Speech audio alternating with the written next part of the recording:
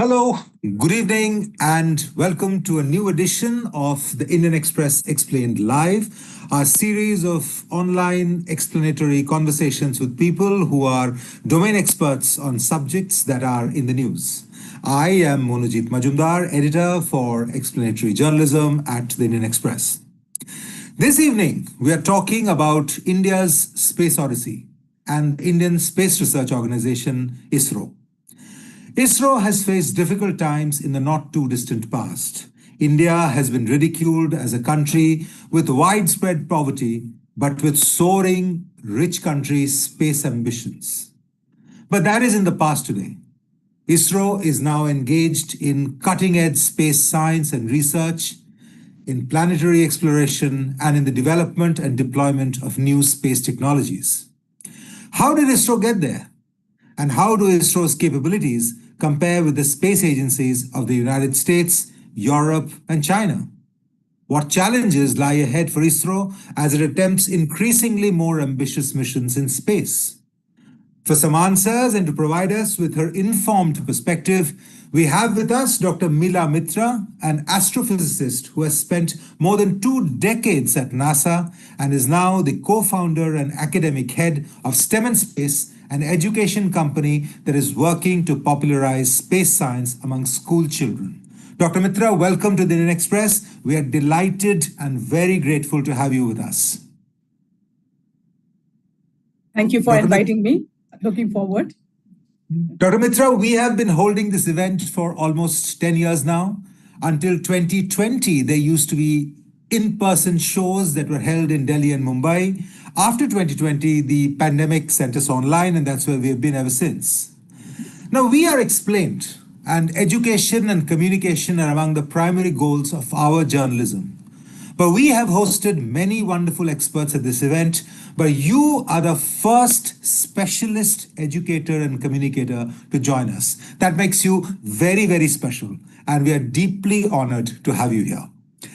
Speaking to Dr. Mitra will be my colleague, science and climate editor Amitabh Singh. Amitabh has covered science, including space science, for more than a decade and a half, and is a bit of an expert on these subjects himself. Amitabh will be speaking with Dr. Mitra for about 45 minutes, after which we will take a few questions from the audience as well. Thank you all for joining this online event. Amitabh. Thank you, Manojit. Good evening, everyone. Good evening, Dr. Mitra. Thank you for joining. I hope this session would be useful to everyone. As Manojit mentioned, we are going to talk about, the success of ISRO, how ISRO has reached where it has reached. If you have been following the space developments in the last few years, you would have noticed that just in the last few years, there have been a string of very high-profile successes of ISRO, starting with the moon landing that happened in 2023. You had the Aditya mission, which was the first mission to the sun. We also did docking of satellites for the first time ever. Then more recently, we had our astronaut in space for the first time in more than 4 decades. And just last month, we launched a first of its kind, a joint mission with NASA, with one of the most powerful satellites to have ever been sent to space. Now, this is just the beginning. There are lots of things on the plate which have already been announced. First on that list would be the Gaganyaan program, which hopefully by in the first half of 2027 we'll have our first manned mission to space. And then of course you would have come you would be aware of ISRO's plans to set up a space station of its own, and then eventually of putting a human on moon by 2040. So there would be several other very important missions on the way. Now, as Monojit also pointed out, this is it was not like this always. We had a very humble beginning when ISRO was set up in 1969. Humans had already landed on the moon. In fact, the setting up of ISRO which happened on 15th of August, by the way, 1969, was less than a month after the Apollo landing on Moon. So at that point of time, obviously, there was a huge gap between, the capabilities of an agency like NASA and where we were. We actually, started from the scratch and slowly built upon those capabilities, first with satellites, then with the launch vehicles, and slowly getting to more sophisticated missions that we have been doing. So from that kind of gap, now we are almost up there with everyone else.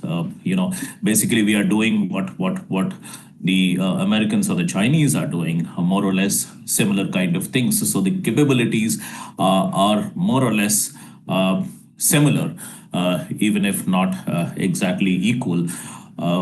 So it's been a very impressive catch-up that we have been able to manage. And this is also very interesting. This kind of catch-up in a technology sector, in a frontline technology sector, is something which is very rare. So we would talk to Dr. Mitra about how this has been made possible. How did this catch-up happen? And as ISRO now begins to really compete with the other leading space agencies, does it need to reinvent a little bit, or can it continue to work the way it has been working throughout its history? Does it need to evolve it a little now? Does it need to change a little bit? So we will discuss that. And also importantly, can a catch-up like this be possible in different other technology sectors? We are in a race against time in a lot of important technology sectors, things that you keep hearing about like AI and quantum, but a lot of other things as well, clean energy. So are there any learnings from ISRO with respect to those technology sectors as well? So that's also something that we'll discuss. But first, we will invite Dr. Mitra to make a presentation. She'll begin with the presentation, then we get into a conversation, and then I'll open it up for everyone else to participate. Thank you so much. So, Dr. Mitra, please. Thank you, Manojit sir and Amitabh. So I'm glad to be the first science outreach or space person here with you today. And, it would have been great if you were doing it in person, but maybe someday we'll return to that. So just for everybody to know that, like Indian Express, mentioned, and again, thanks to Indian Express for giving me this platform. It's a great way for me to talk to everybody. I just want to clarify that, yes, I am an astronomer and an expert about a lot of missions, but I have not really worked at ISRO. So in case I say anything that is, I'll try to share the best information I have, but in case there's something that's not exactly correct, then I will beg your pardon for that. So with that, I'm just going to give you a brief, just a background of ISRO, so that when I talk about various things with Amitabh, then you will have a context of what I'm talking about. So in short, as you know, and as Amitabh mentioned, ISRO was formed in pretty late on. It was formed in 1969, but yes, that is when the space race had started, and USSR and US were already making great strides. In 1969, the Apollo mission landed on the moon. So India also felt the need to get into it. And since then, it was started as INCOSPAR, as I'll get into it, but now then it became ISRO, and it's at the forefront of India's space exploration. It was guided originally by development. It was directly correlated to providing for India's development. Since then, ISRO has come up with advanced satellites, rocket, launch vehicles, so many space missions, has also collaborated with other nations, and the goal is to explore and utilize science, space science and technology for national development and advancement. So it started in 1969, as we all know. Vikram Sarabhai was one of the primary, was one of the people who started ISRO, and it was under his guidance. And we just had his birthday also. 1975, Aryabhatta was India's first satellite. That was India's first satellite. However, it was launched by the Soviet Union. So we still didn't launch a satellite, but we had built a satellite, Aryabhatta. This is the picture. It's the first satellite. In 1980, by that time, in between 75 and 80, the launch vehicle started. And in 1980, we successfully launched the satellite Rohini, which made India the sixth country to launch its own satellite. In 1993, so, satellite launch vehicles went through developmental steps, as I will just show. And PSLV was one of the, very successful launch vehicles, 4-stage vehicle. And we had the multiple satellite launch capability with PSLV in 1993. Again, one of our most successful missions, Chandrayaan-1, and I'll tell you later why it was successful, but it was India's first mission to the moon in 2008. And this mission just orbited around the moon, and there was an impactor that actually crashed to the moon. 2013 was Mangalyaan, and that was India's first interplanetary mission. So with this timeline, I hope you get the point that from 1969 to 2013, India came a long way from where it started using other people's launch vehicles to successful launch vehicles and successful missions. So satellite launch vehicles started, all you need to know is that satellite launch vehicles started small with very small 40 kg class payloads that went to low orbit. Eventually, step by step, it developed. So this is one thing I want to point out that ISRO did successfully. It went step by step.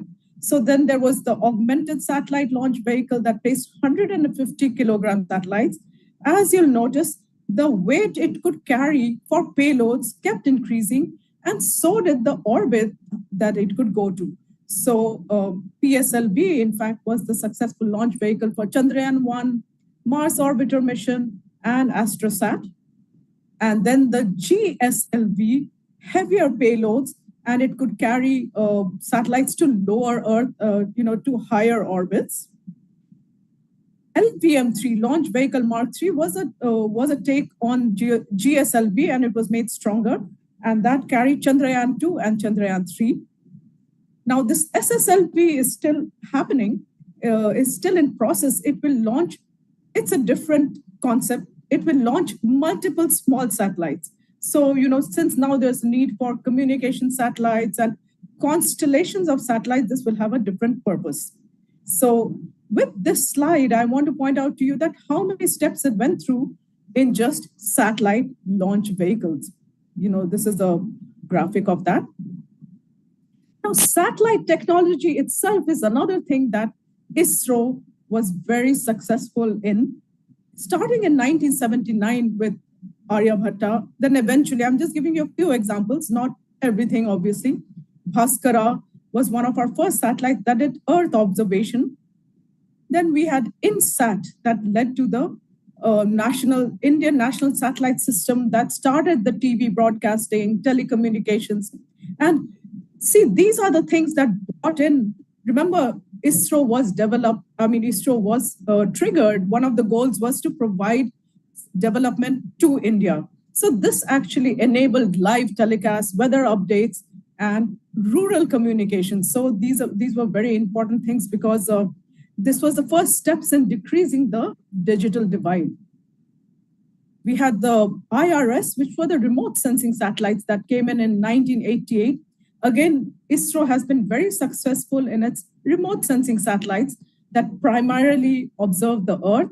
And these are even now very successful. They observe Earth for agriculture, for forestry, coastal lines, and are able to help farmers, are able to help disaster management and urban planning.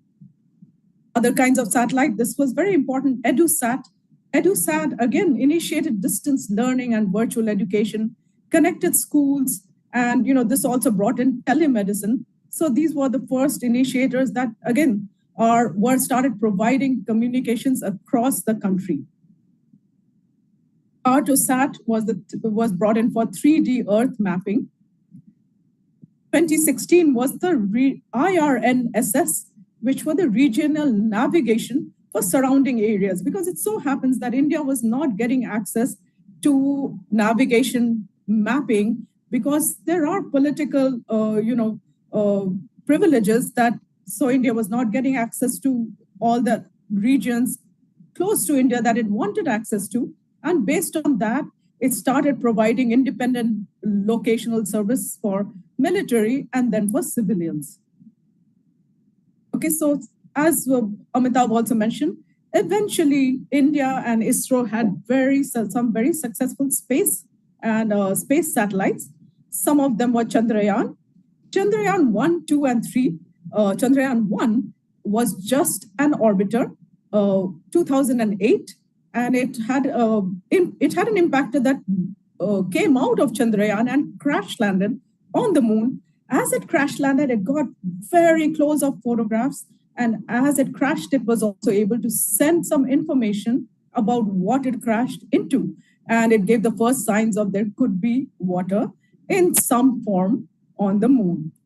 So Chandrayaan 2 and 3 followed. So Chandrayaan 2 in 2019, as some of you know, had an orbiter as well as a lander and rover that was supposed to land on the moon, but the lander did not successfully land because it is very difficult to land on the moon, and especially the moon's south pole, because the soil is very fine on the moon. It's called regolith, and it's like powder, and it's very difficult to land, and it couldn't properly land. But the learnings were taken forward to Chandrayaan 3, which did successfully land and became India became the first country to land successfully on the moon's south pole.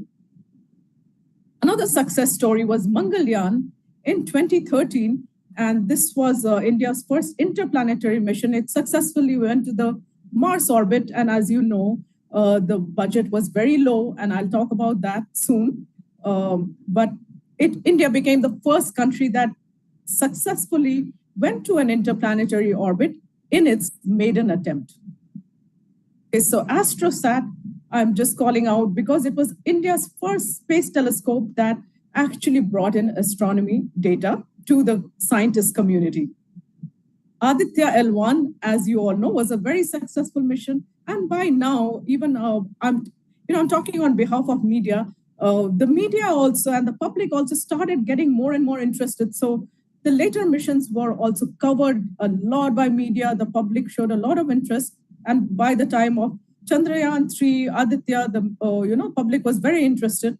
This is India's first solar space observatory, and it's at a very prime location called the L1, which is the Lagrangian point, which is a point between the sun and the earth that positions Aditya L1 so that it never gets blocked by another body. So it will not get blocked by the moon or have an eclipse. It can continuously observe the sun. And this was, it's hard to place a satellite so close to the sun, but this was successfully placed. Okay, with that, some upcoming projects. NISAR was just launched on June 30th.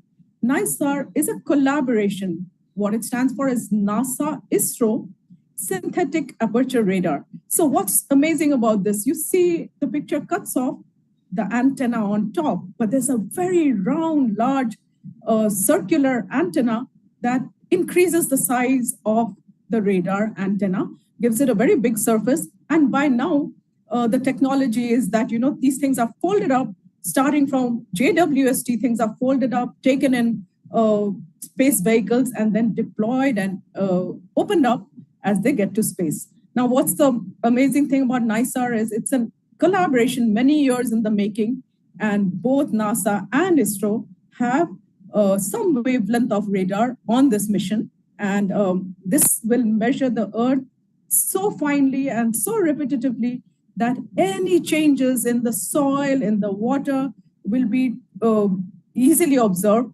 And, for example, it would be a good indicator of is there an earthquake about to happen, because every location will be measured very repeatedly.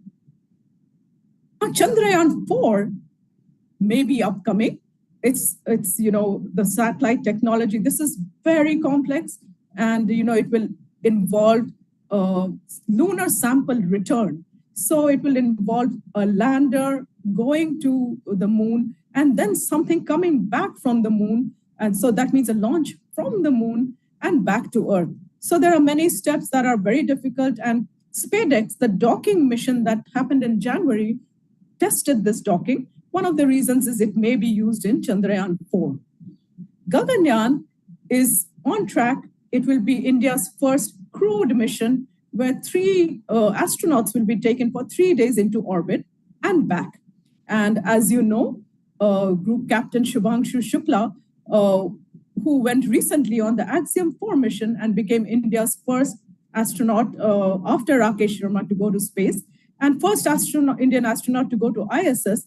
He is also a selected Gaganyaan astronaut. So that means he's already trained and he already is aware of the ISS and how space flights work.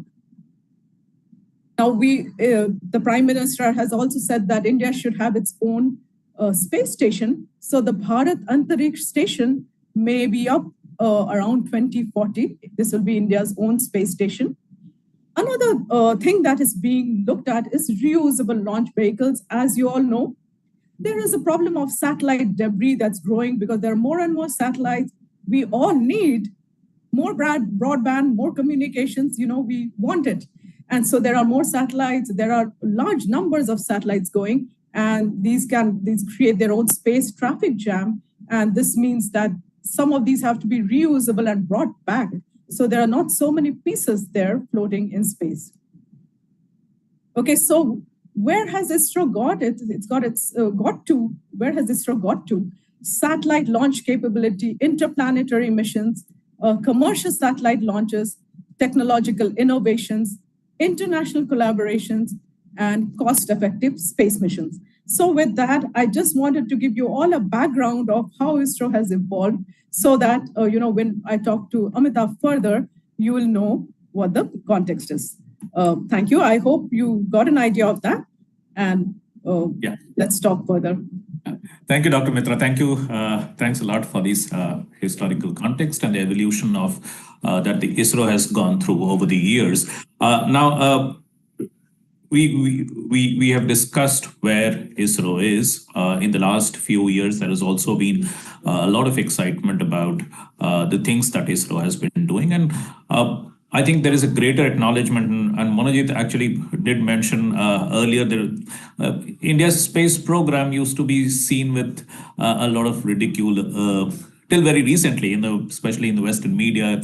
It was portrayed with a very colored sort of a vision. But now that we are really competing with other space agencies, I would like you to tell us a little bit about how well developed ISRO's capabilities are. Is it really in the same league as, say, NASA or the Chinese space program? Do they have almost similar capabilities, or is there still a lot of gap between these agencies? Yeah, so India, as you know, from these missions, India has a different strategy and a different objective. Like I said, the objective started with creating a space program that would lead to developmental applications in India. So here is the strategy that India or ISRO started off with. Everywhere they say that ISRO missions cost very less compared to NASA missions. And so an example of that is the Mars orbiter mission that famously in the news, they were saying that it cost less than the movies Interstellar or Gravity. So how did that happen? How was ISRO able to do it at such a low price? So let me talk about a few points regarding that. So ISRO has what is follows something called frugal economics.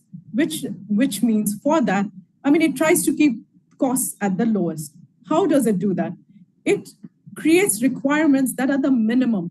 So, for example, taking the same example of the Mars orbiter mission, they want it minimal, but they foresee that each thing will grow in scope and capability. So, Mars orbiter mission, they kept the minimum number of payloads because the main requirement was, will the Mars orbiter mission even make it to the Mars orbit?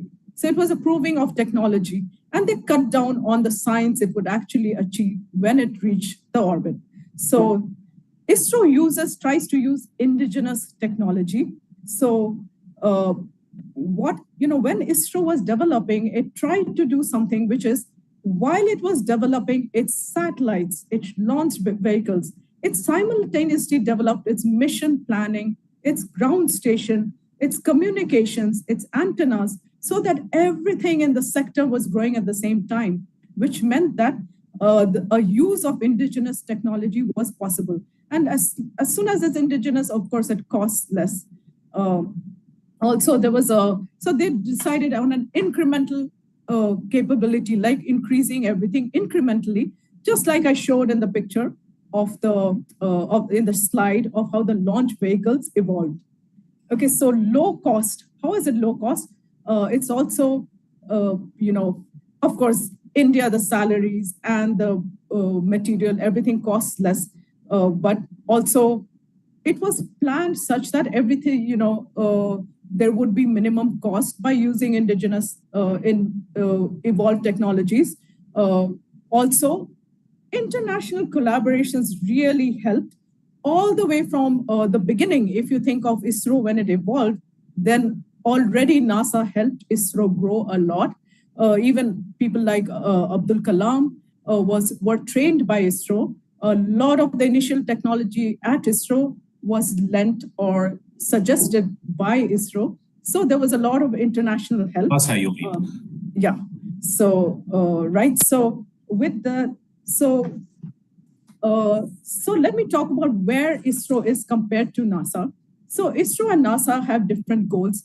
ISRO's goal is, more developmental and smaller term, whereas NASA's goal is cutting edge, getting out of, deep space exploration, building better and better telescopes. As we know, they've gone from Hubble Space Telescope to James Webb Space Telescope to Grace Roman that's coming. So they invest in cutting edge technology. They invest in more risk. Manned missions, they're already way ahead in manned missions compared to ISRO, who are just getting started in manned missions. ISRO has a long established manned missions. They have a long history of collaborations with the example of International Space Station itself.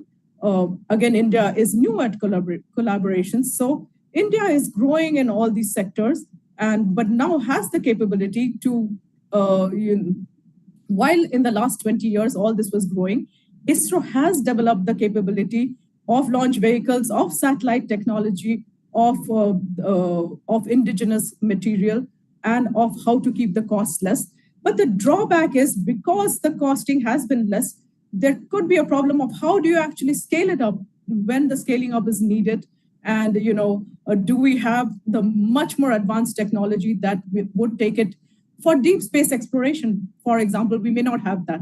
Even manned mission, we're just getting started. So the comparison is still apples and oranges, but because of this, India has some advantages because of its low-cost satellite deployment. Many countries are now collaborating with India to launch their own satellites. And also India and ISRO one thing they have achieved is they have proven that they're technologically very sound in their launch vehicles, in their rockets, which is why today you see NASA deploying its own very expensive radar system on India's rocket and vehicle. So India has its own capabilities, but it is now definitely counted in one of the space experts. Right. So the related thing was about. Now, of course, there's a lot that India is just about starting on, whereas some other countries have are already established players. NASA, of course, NASA and the Soviet space program have a head start over everyone else. But the Chinese now also have a significant sort of in terms of time, they have a head start over us. But in the kind of in the last few years, the kind of missions that ISRO has carried out, would that sort of have any clue about the kind of capabilities that ISRO has developed? Is ISRO doing something original in terms of research and innovation, or is it just reinventing the wheel, a charge that is sometimes always leveled against ISRO, saying, okay, you are doing fine, but all that you are doing is carrying out reinventing the meal, reinventing the science with slightly cheaper missions. Is it more to that? Are they really contributing something original to space sciences and technology innovation?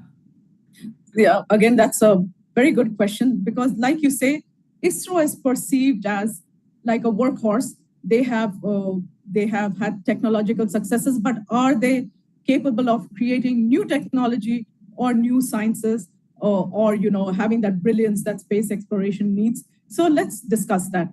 Okay, so for example, I'll discuss that with some upcoming missions. For example, Chandrayaan 4.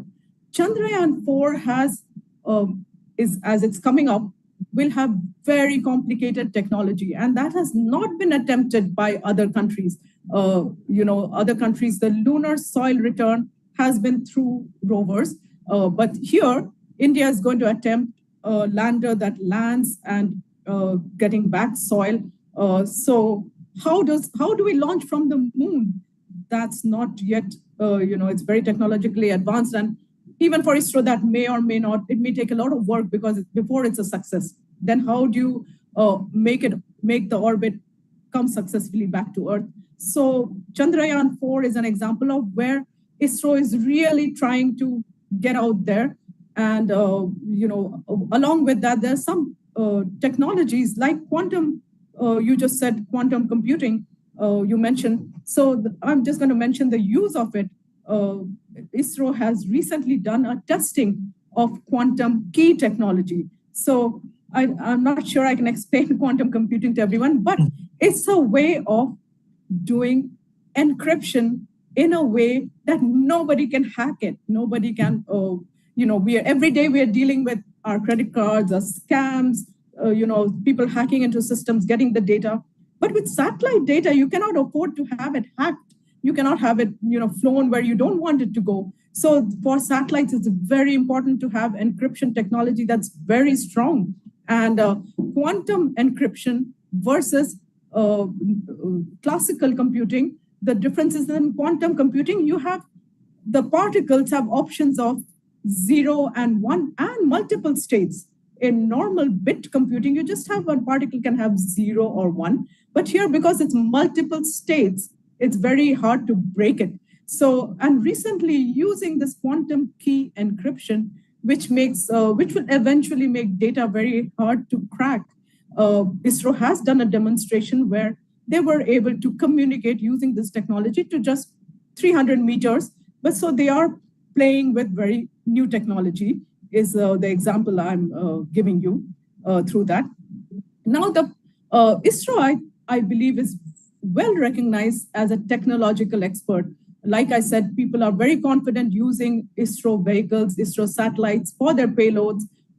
However, there is one problem is it's not synergizing enough with the academic community. So what are the needs of the academic community? Like, for example, I showed you AstroSat, but the AstroSat data has not come up with research or papers that have won Nobel Prizes, for example. So, so what is the requirement of the science community? We also, ISRO might have a mission called Shukrayaan or Venus Orbiter. So there is some tie-ups, but from what I understand from people who work at ISRO, there's not enough information provided by the academics. There's not enough tie-ups. What do the academics want? What research should come out of such ISRO missions? So that is a lack that maybe while technology and engineering ISRO is developing very well, could it be developing its science and space exploration in terms of research?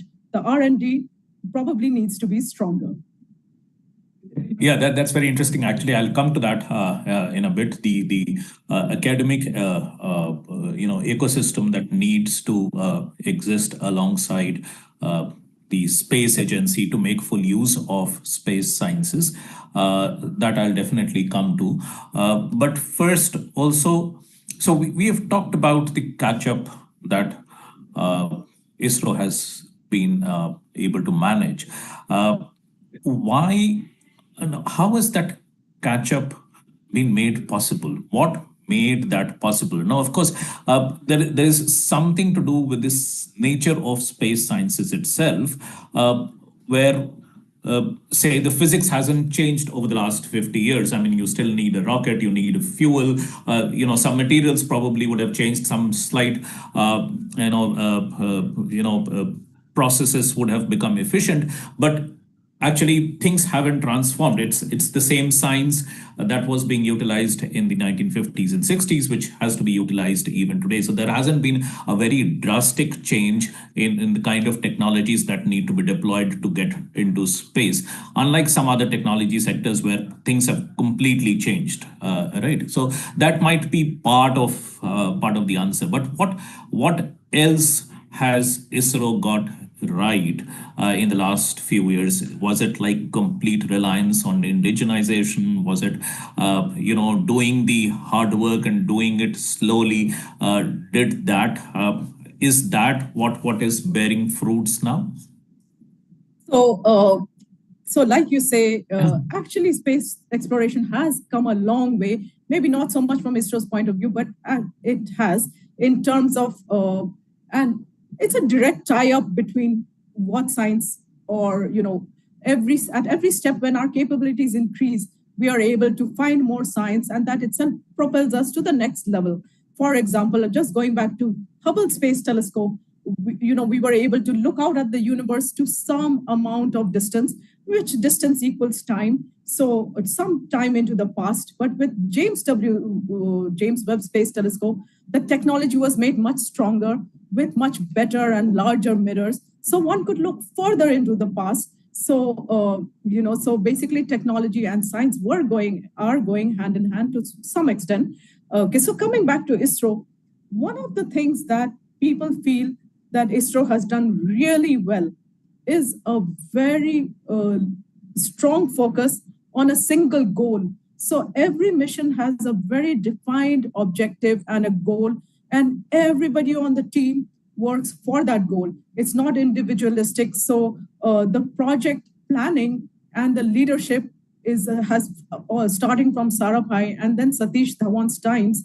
That is the project planning is very lean, and the way it is planned is very goal oriented, and that has been one of the very successful things that ISRO has been able to do: define an objective, define a roadmap, and employ people who will work on that in a very very strong way. So there is no, if you understand what I'm leading to, the one thing is that often people in ISRO are portrayed as groups. The women in ISRO have done well, or some people are held up in the spotlight, people who are project directors or managers, but if nobody in ISRO is looking for their own great achievements. They're working as a team, and ISRO has done that very well, defining roadmaps, defining pathways, and doing it in a very clean way. And yes, they use indigenous technologies as much as possible. They also do reuse technology and concepts that are borrowed from other countries or lent by other countries. And at some point, will ISRO be able to return that back in the same level? Is still a question, because the collaborations are just starting. And I did mention, I mentioned NISR, but I'll mention another collaboration that many people don't know about. It is called Chandrayaan 5. So Chandrayaan 5 is called the LOPEX mission, Lunar Planetary Explorer mission, and that's a tie-up with JAXA, Japan, and that will be using Japan's technology of Japan's vehicle, but ISRO's lander, and through that, the target will be to go to the exact South Pole, because Chandrayaan 3 wasn't at the exact South Pole, it was at 69 degrees south. This one will be at 89 degrees south. So it will really try to find because why do we want to go to the South Pole? Because there's a possibility of water ice in very dark, cold craters. But if you try to land in those dark, cold craters, the technology has to be very difficult. How do you land?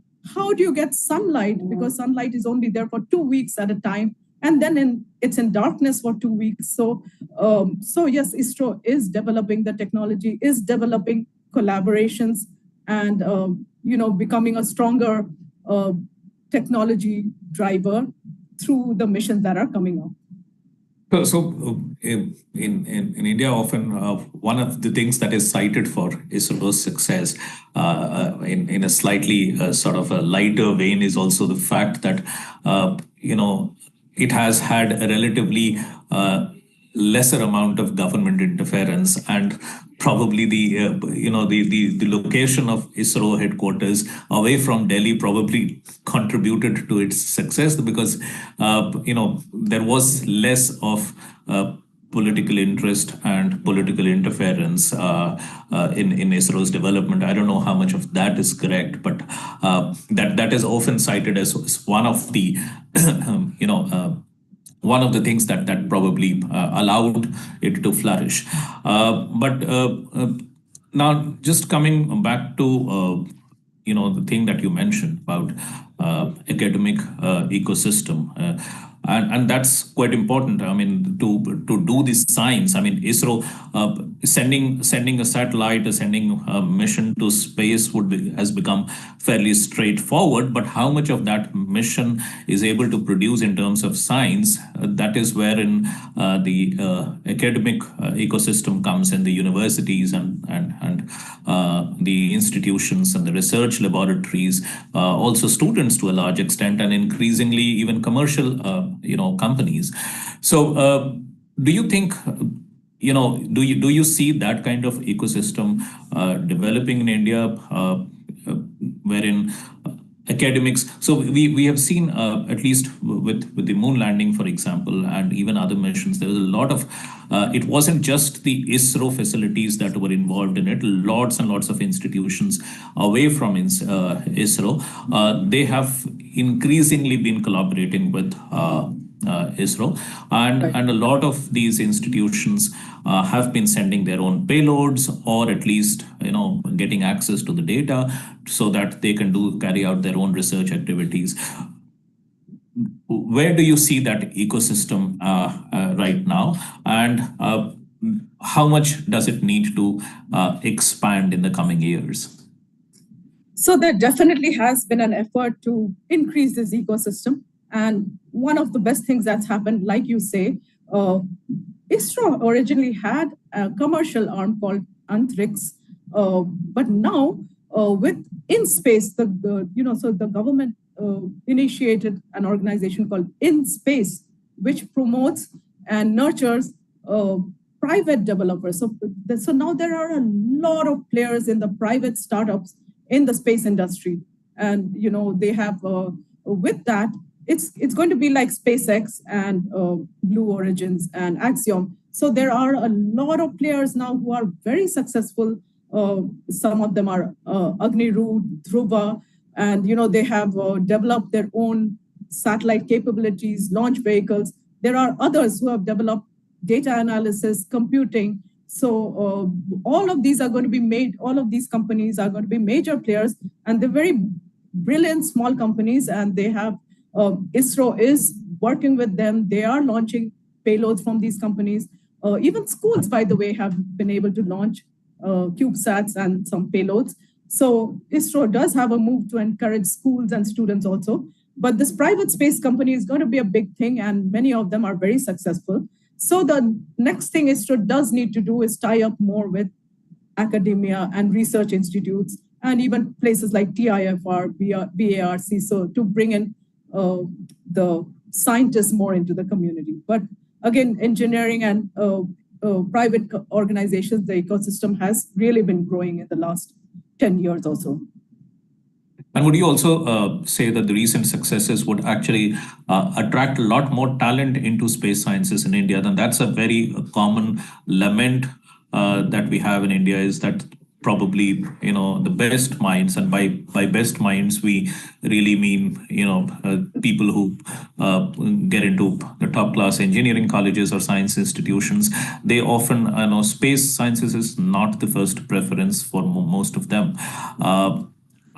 But now that with the kind of missions that have happened in the last few years and the excitement that it has generated, do you see, and this is something that probably you would have experienced firsthand as well, do you see a certain degree of excitement amongst school children, which give the impression that probably people are much more attracted to space sciences now than say 10 years ago?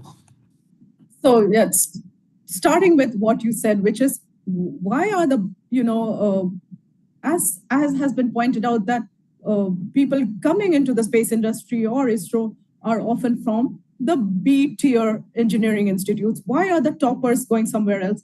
And that answer, is the same as many other careers, because space, as in ISRO, is very government oriented. So the kind of fame you can make for yourself, the kind of salaries you can make, the individualistic options, those are much less. So definitely, many people orient themselves towards going abroad or starting their own companies.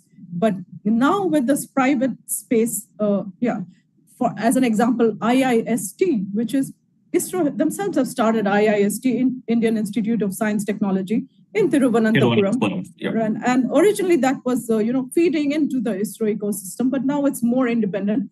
But the thing is, even from there, people just go and start their own companies. They don't necessarily join ISRO. So ISRO, because like I said, it's more a group and teamwork, and being part of the government, you have to be under some structure.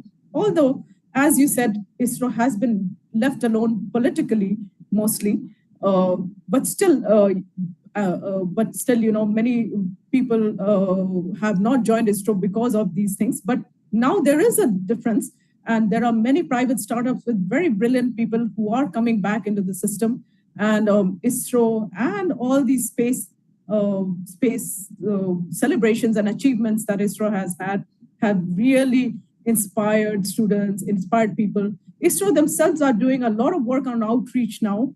And I myself am in a company which is called a registered space tutor. So we do a lot of outreach with students about ISRO missions, about things coming up, and students are definitely much more excited about space careers.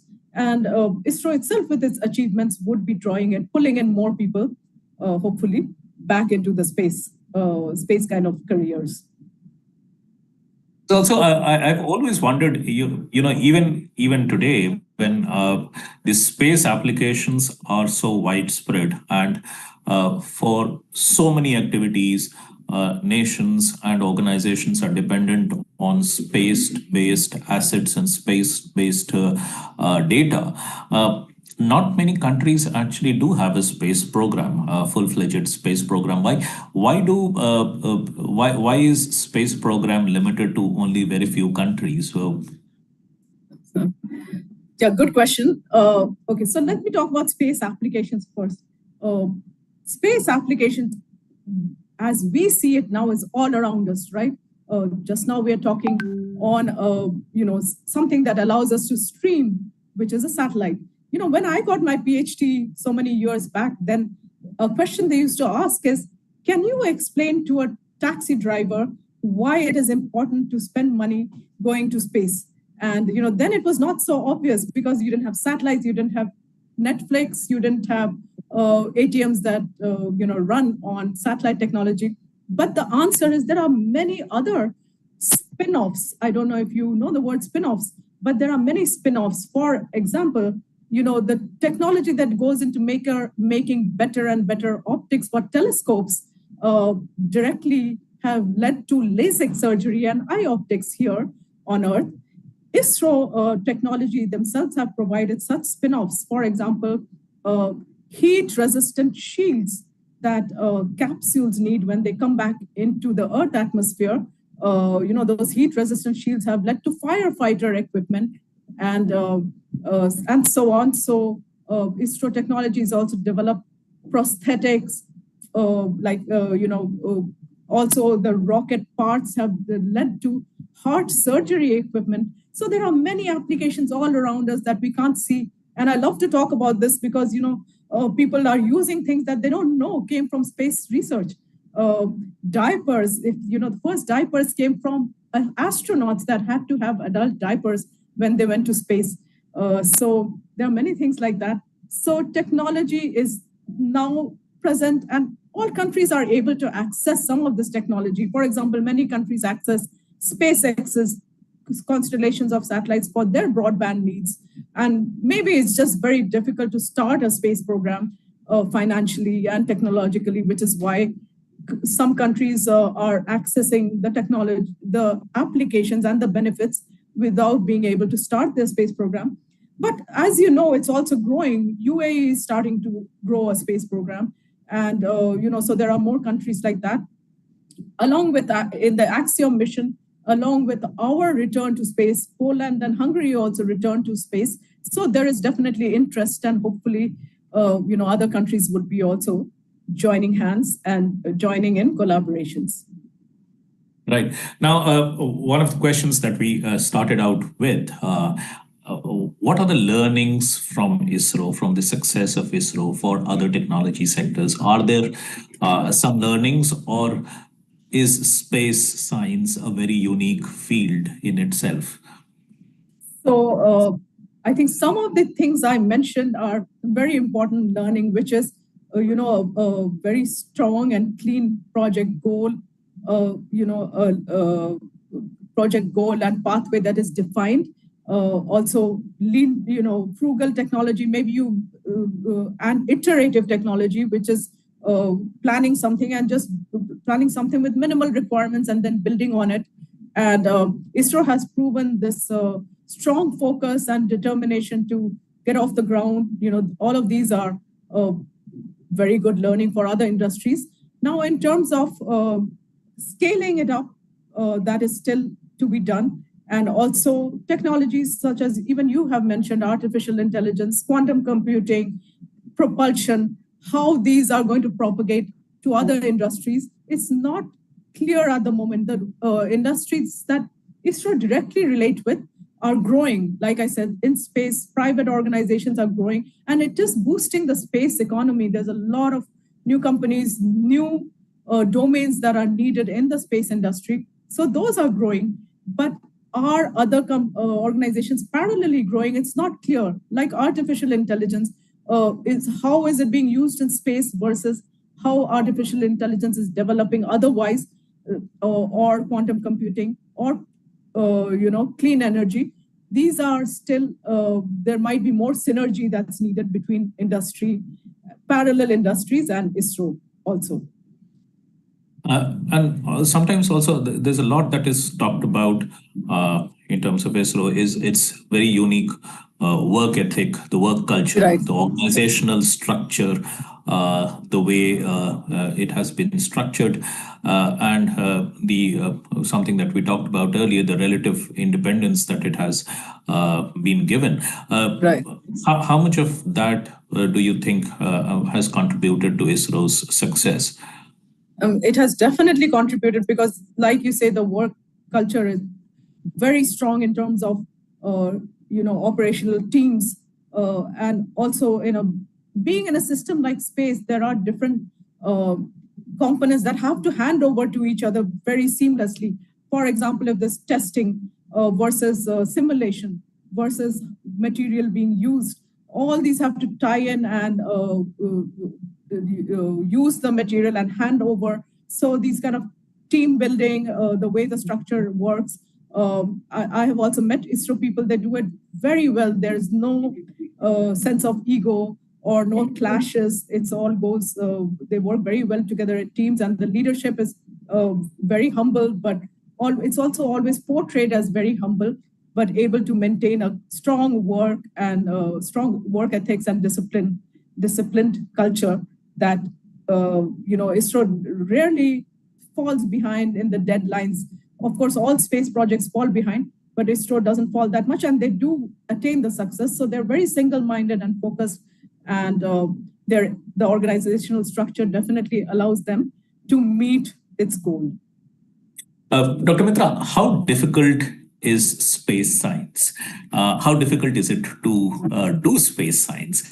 Sometimes, I mean, often we keep hearing people talking about rocket science as the ultimate sort of, no, this is not rocket science, or this is rocket science. And conversely, a lot of people often say that actually rocket science is not rocket science, in the sense that it's not as difficult as it is often made out to be. But for students, and especially people in school who are still starting out, wanting to get into space, how difficult it is to get into space?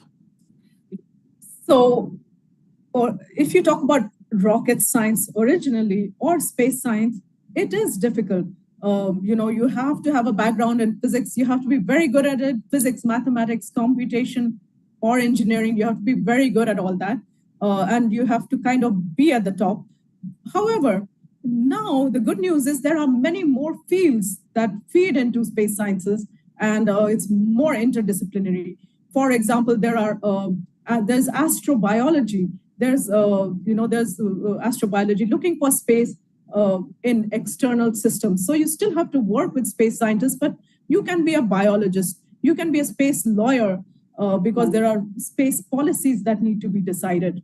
You can be a food engineer and figure out how you grow food in the context of space where there's microgravity and things might just float away. So there are more disciplines. You can come at it from different angles, and it makes it much more interesting also.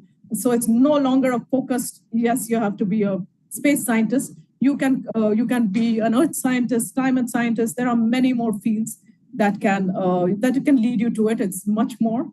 It has space sciences, space missions are covering a much larger breadth of observations, all the way from Earth observations to ocean observations to of course space and astronomy. And so there is a lot more scope. And although it is difficult, it is very exciting because what do you need to know more in the world rather than how did our universe start? Where are we going? Is there a planet B? So these questions will always be there, and I think it's always fascinating to students. And nowadays they have much more. These skills are already there for them: computing and engineering, tinkering, robotics. So they're already have some experience in how to get into at least the engineering side of it, skills wise. So yeah, I encourage, and definitely students can get into space sciences and enjoy a good career. You mentioned biology. In fact, that's one of the growing, very fast growing sort of disciplines getting into space. I'm sure a lot of our readers would have noticed when Subhanshu Shukla's mission was taking place, a lot of experiments that were carried out during that mission, which most people in India were following. They pertained to biology, how plants grow, how muscles degrade in space, and those kind of, and increasingly that would be a field that would explode in the coming years. So interesting that part. Now that brings us to the end of our discussion. I'll open it up now for questions from the audience. We have got a very excited and inquisitive audience today, very, very interested in space. So we'll go one by one, and then I'll ask out the name, and they'll come and ask a question from you on their own.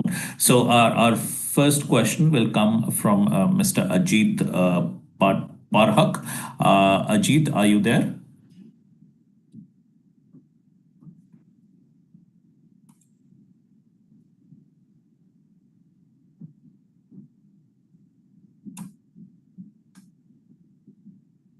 Ajit, I think I can see you. Please go ahead.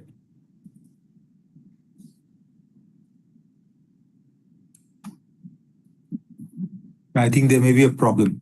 Can we go to the next okay. one?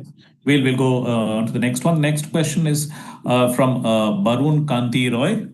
Barun, we'll come back to Ajit when he is able to connect. But Barun, please go ahead.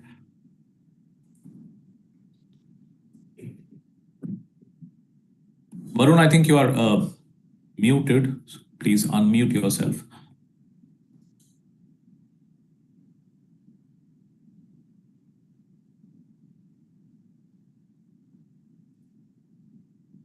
Barun? No? I think he's unable to unmute himself. Still muted. Okay, we move on to next one. We can come back to them later. Dhananjay Jadhav, is Dhananjay there? Hello. Yes, Dhananjay, please go ahead. Yes, good evening, ma'am. Good evening, everyone. Yeah, good evening. Yes, the scientists in the ISRO, they are under very tremendous pressure. They are working under tremendous pressure. So what are their mental health should be taken care of, I think. There should be psychiatrists to counsel them, to help them. I think the mental and monetary health should be taken care of, I think. So definitely space sciences has, I would say, a lot more pressure than many other industries because there's a lot of risk because once you develop something and send it to space, you can't bring it back. It's gone. So you can't like easily alter it. So there is a lot of pressure. I've met people at ISRO who are in testing and quality checking, and they do feel there is a lot of pressure. But again, as methods become more, programmed and part of a process, it may bother them less. But yes, definitely, they probably do need care, as you are saying, because there is a lot of pressure. And also, their success or failure is very much out in the open in the public domain. So while there is a lot of glory for this success, there is also a lot of heartbreak. And we have seen some of that. We have seen some of that, right? Yeah. Yeah. So the next question from Gautam Datta. Gautam? Can you hear me? Yes, please. Yes. Good evening, ma'am. My question is with respect to how do you manage risk in NASA projects? Specifically, how do you actually differentiate between the foreseen and unforeseen risk? And do you actually take some of the latest tools of risk management while designing your mission? I teach project management, so that's the reason I have this question. So yes, I'm asking. So again, definitely that's risk management is very good point because again, when you're going to space, there are some risks that are foreseen and some that are unforeseen, and the unforeseen. So you have to you have to have it in play. For example, you have to already plan that like if something is going, will it be hit by cosmic particles, by asteroids? Will the heat shield melt? So sometimes there have to be backup systems. There have to be backup material that work. So a lot of these missions go through a lot of simulations that test it repeatedly for different kinds of failures. So they have to build risk management into it in many different ways by doing a lot of these simulations. And every time a mission goes, then they include the possible failures that have happened before and build up the scenarios. But yeah, you can't account for all the risks. Right. Thank you. The next question is from Kanhaiya Lal. Please go ahead, Kanhaiya.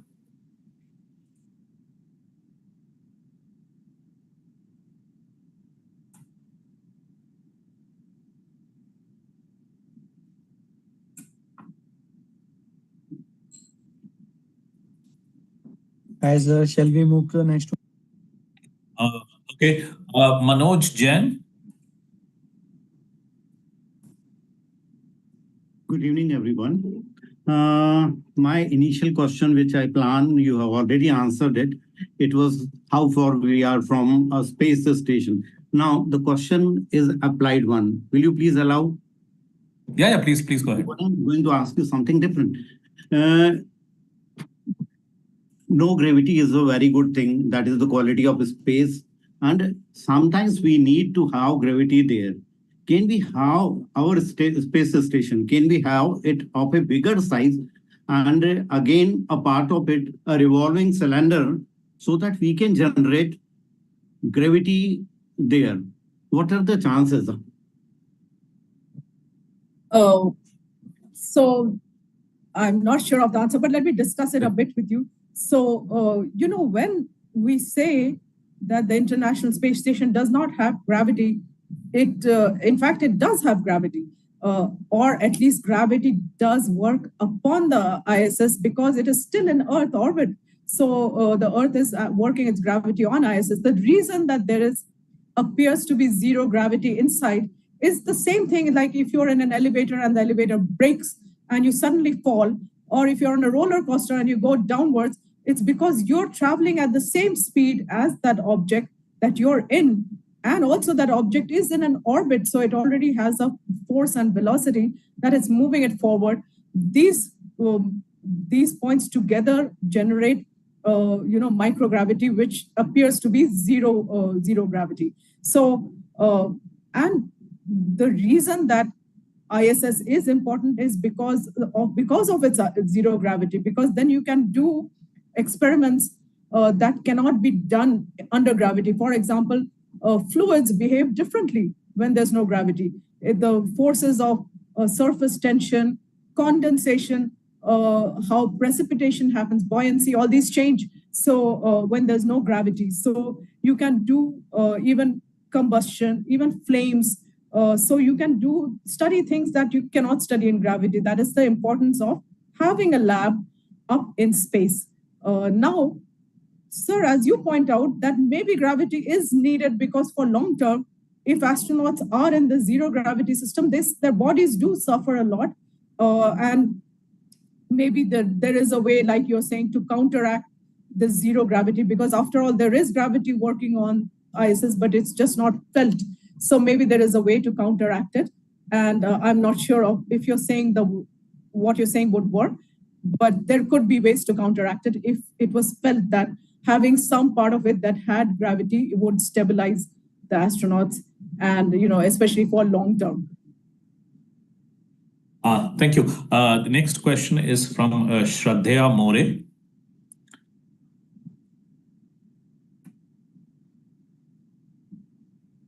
Shraddha, please unmute yourself.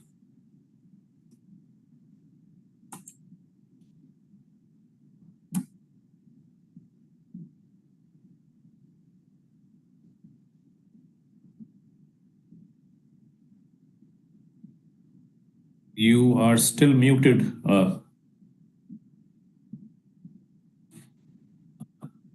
Okay, I think. Okay, so if we have you, Ajit, or Barun, then we can go back to them. Otherwise, I think we'll have to bring this discussion to an end. So Amitabh, with your permission, there are this chat box is going completely crazy. I mean, I have answered about 30 questions, the general questions, there were 103 open questions. I mean, we have never had this kind of interest so involved. So I was just taking notes. There are a couple of questions which from the chat box, if I could put to Dr. Mitra on the behalf of people who are writing. Several people, Mr. Pranav Sharan Srivastav, Amartya Sinha and Vijay Bavri, they've all asked in various ways whether this current situation with the US, with President Trump's tariffs, and this the sort of uncertainty that seems to have been injected, at least in the short term, in the relationship, whether this is going to have any significant impact on NASA and ISRO's space collaborations. That's interesting. That's interesting, and and also, so directly it has already affected NASA, as we may know, because NASA is facing 40% budget cuts. So there are many missions that will be cut, and it's hard to imagine it because NASA and NOAA, these have been like legends for all of us growing up, and we feel suddenly to feel that NASA has such strong budget cuts. One of the missions coming up is Artemis. Artemis is the moon, big return to the moon mission. And just out of some fun, I'll share a bit of trivia that Artemis is named after Apollo's sister. So she's the goddess who was Apollo's sister. So Artemis is taking woman back, to the first woman and the first colored person to the moon. But now will it happen that way in Trump's America? Is not sure, because now with the problem of diversity. And so many missions may be cut, and it's definitely a lot of countries have the relationship with NASA that takes them on their trajectory of how they develop their space framework. So things may definitely change based on how NASA's footwork, footfall might change in the next few years. Okay, so there are a couple of other questions. I apologize to everybody because it's just going on. It's now 112 open, so I'm just looking at the last one. Mr. Abhishek Junarkar, he is asking whether ISRO can achieve financial self-sufficiency by monetizing its commercial launch services, etc. Whether it can sort of end up financing itself entirely through the money that it generates. So again, I don't know the complete answer to that, but ISRO is going more and more into financing because it is because the satellite launches are not that expensive. So there are more and more countries that are using ISRO as a satellite launch vehicle. And like we said, in NISAR, NASA themselves have collaborated with ISRO using ISRO's rocket and launch vehicle. So they're definitely monetizing scope is growing. And of course, like I mentioned, ISRO has also boosted the space economy here in India because there are many startups and many different fields, even upstream, as it's called. There's more data coming in, there's more computing needed, data analysis, artificial intelligence. So all this scope will be definitely created and will lead to building the space-related economy. Yeah, the monetization part actually is already happening for quite some time. And ISRO used to have a dedicated sort of a thing, Antariksh Corporation that used to do earlier. Right. And now there is a new organization, New Space Limited. So that does the marketing and its primary job is to get more clients for ISRO for commercial launches. And those are like getting your payloads into space by paying fee to the service provider, which in this case is ISRO. So that kind of monetization has been going on for more than 2 decades now. Yeah, so I mean, I guess we have to wind this up now. I mean, there's still, now it is 128 open. So I'll just ask something that several people have asked. I mean, this is a fun question. I mean, since you are sort of, you reach out to a lot of children, there is a lot of interest about extraterrestrial life, and everyone wants to know whether we will meet several people, aliens. And also somebody wanted to know if we have the capability of flying to Jupiter. Do we have a launch vehicle that can reach Jupiter? That's interesting. So I'll just answer the Jupiter first. NASA and ESA, and recently there was a mission called Juno, that has gone to a Jupiter orbit. And NASA has shown capability of, in fact, going all the way to outer space.